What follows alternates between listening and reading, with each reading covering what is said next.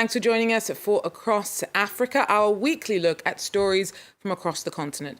I'm Georgia Calvin-Smith, and this week, as the US presidential election vote count continues, we take a look at the stakes for Africa as a nation that's long dominated international systems decides its course. Also, a referendum on constitutional reform in Algeria sees a record low turnout.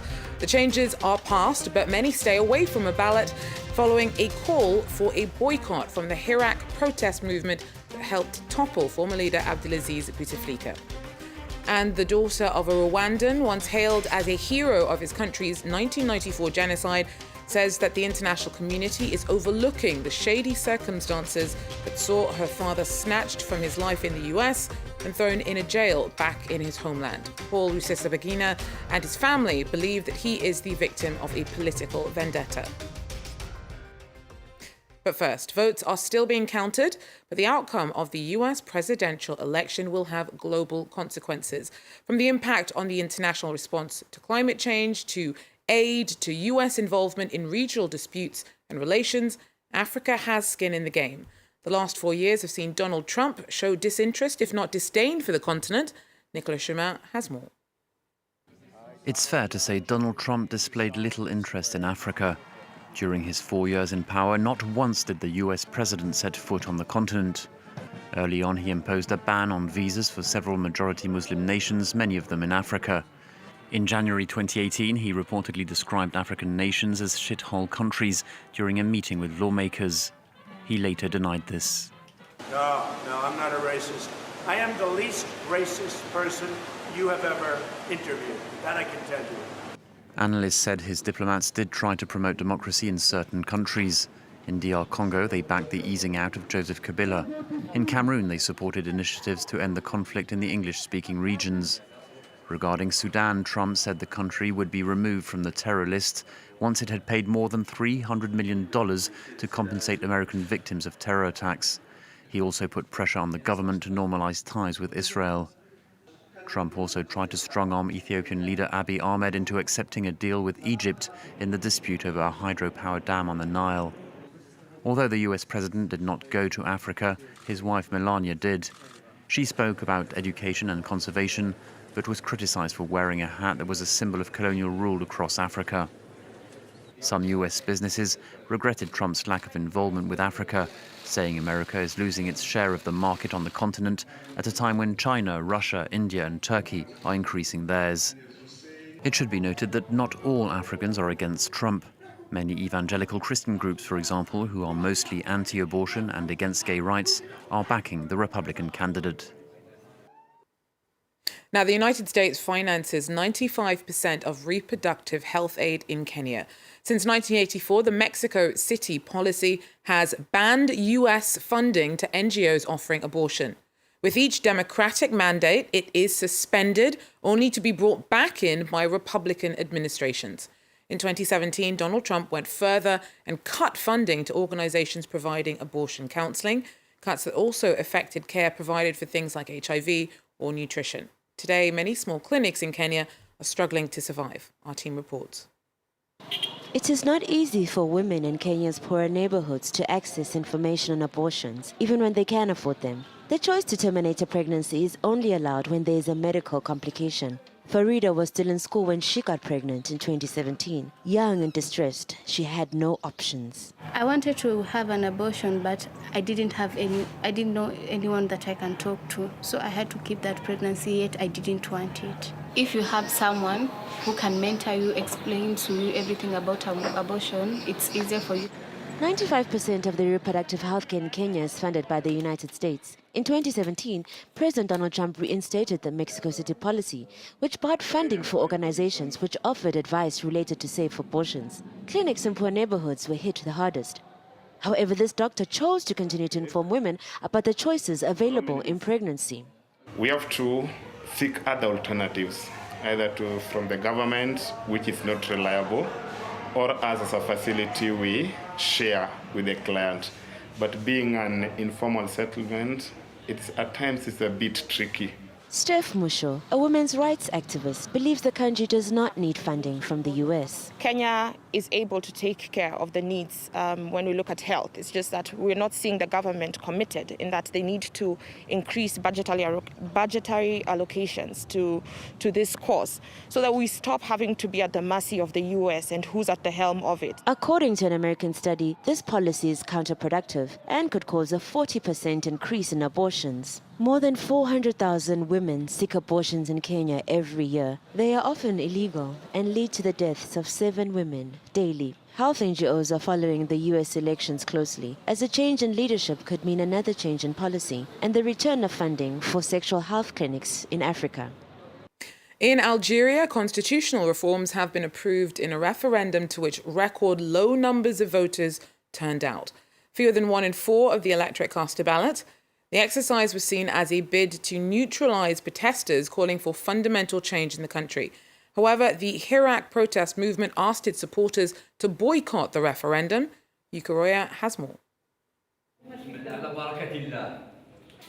It didn't take long to count all the votes at this polling station in Algiers, and the result was as expected. 63 تم التصويت بنعم لتعديل الدستور. دوكا نكملوا لي بي في تاعنا ونديروا اللي لازم ان شاء الله. The final voter turnout was 23.7% nationwide, a record low, with the Hirak youth movement calling for a boycott. The government had framed the referendum as an olive branch to the pro-democracy protesters who pushed out President Abdelaziz Bouteflika last year. جزائر جديدة التي نتمناها الجميع لأبنائنا وأحفادنا. فالصوت للشعب، الصوت للمواطنين والمواطنات، فلكل واحد الحرية باختيار الاتجاه الذي يريده ويتمناه لبلده. The revised constitution sets term limits and purports to guarantee more freedoms and civil rights, but pro-democracy protesters say it doesn't go far enough. It keeps key appointments in the hands of the president and gives more powers to the military. Opponents of the amended text were not allowed to campaign, while the Yes camp was given airtime on state TV.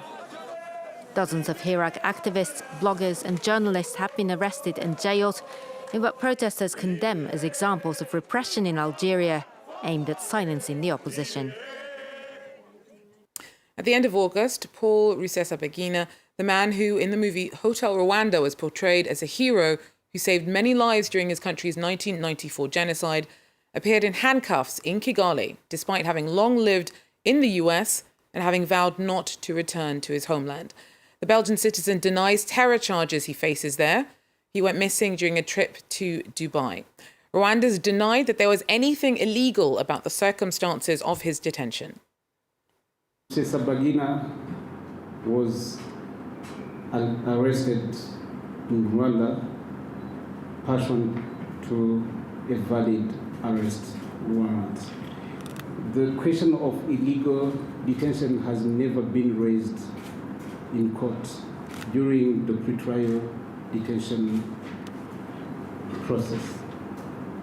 Well, Rusesabagina's daughter disagrees. In an exclusive interview with France 24, she said that she believes her father is the victim of a political vendetta, that she fears for his safety. Hello, Karine Kalimba. Hello. Thank you for welcoming me on the show. So your father, Paul Rusesabagina, has been detained in Rwanda since the end of August. Where does his case stand at the moment? He's being illegally detained in Rwanda. There's absolutely nothing legal about his current presence in Rwanda. He was kidnapped. He was in Dubai, traveling to Dubai. He was supposed to return to the United States on the 1st or 2nd of September. He was then taken forcefully to Rwanda. In the first few days, we had absolutely no contact with him. We wrote to him, but the messages weren't delivered. He described himself that his hands were tied, his legs were tied, that he was blindfolded. He was in a place that he did not know. And actually, we found out as well that throughout those days, he wasn't given his medication. He was probably not eating either. You've been speaking to him recently on the phone. How is he doing? He's not doing well. We spoke with him for the first time after 12 or 13 days on Friday. And he told us that was not doing well. So clearly there's no pretense of fair trial if he feels that way. Why are you worried that your father won't be treated fairly by the Rwandan justice system? From the case of my father is, first of all, Paul Kagame has a personal vendetta against him. All those allegations he's been trying to pin onto him for over 15 years. My father is not being treated fairly. He's not been given his access to his lawyers because they know that the fake allegations that they've been trying to pin onto him for all those years are fake and that they wouldn't hold in front of an independent judge. Why has it been so difficult to speak to your father on a regular basis?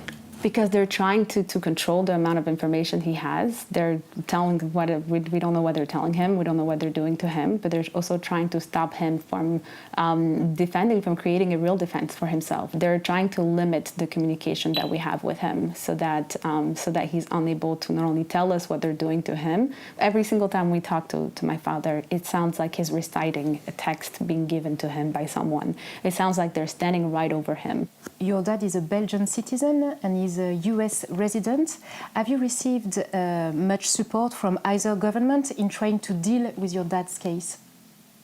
It is their Belgian responsibility to go and get their citizen that was kidnapped and taken forcefully to a country that he had vowed that he would never go back to. However, thus far, the Belgian government has not made a position on the kidnapping, which is very worrying to us. The Americans have been a lot more kinder to us and more helpful, as a matter of fact. My father is a Belgian citizen and not a US citizen, and so it is the Belgians' responsibilities to go get him. And thus far, we have seen very little efforts coming from the Belgians. Has there been much attention or international investigation on the circumstances of how your dad ended up in Rwandan custody? The very sad thing is that there are many people who have gone in this situation. But now we're lucky that because of his international platform, people are paying attention. And so we hope that this would not only bring justice to him, but justice to all these other people who have been forcefully disappeared and killed by this regime.